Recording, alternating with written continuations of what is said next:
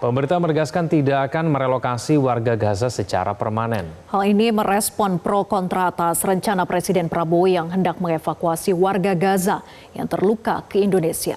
Pemerintah diharap tetap fokus ke akar masalah yakni genosida Israel terhadap Palestina yang harus segera diakhiri.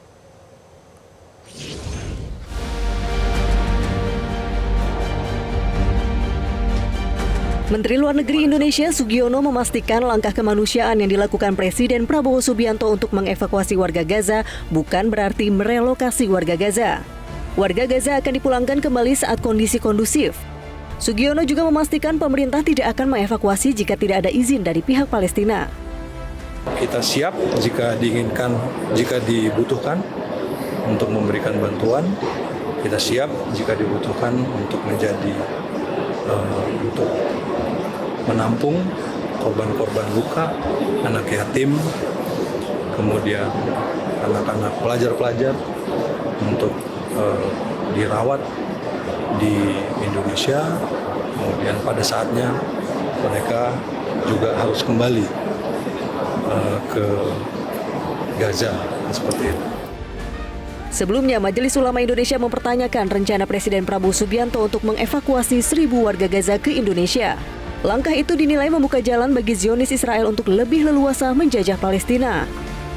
Kalau seandainya Pak Prabowo ingin mengevakuasi orang-orang Gaza yang sakit dan anak-anak yatim piatu ke Indonesia, maka berarti Pak Prabowo telah membantu tugas daripada Israel yang selama ini sudah kita kenal sebagai negara penjajah dan sebagai negara yang telah melakukan gerakan genosida ya.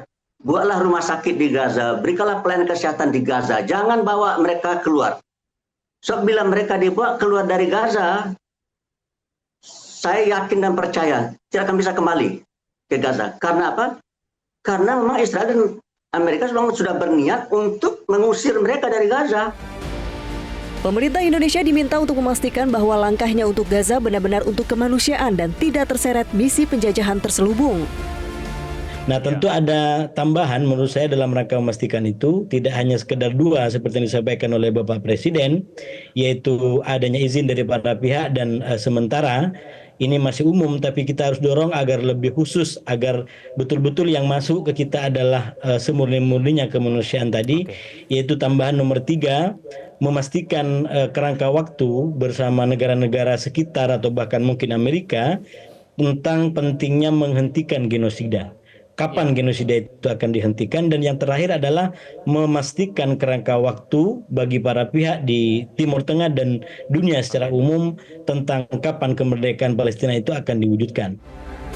Pemerintah Indonesia juga diminta untuk membantu dengan cara mendirikan rumah sakit, misalnya untuk membantu warga yang terluka, sembari menguatkan desakan bagi Israel untuk membuka blokade di Gaza dan menghentikan genosida.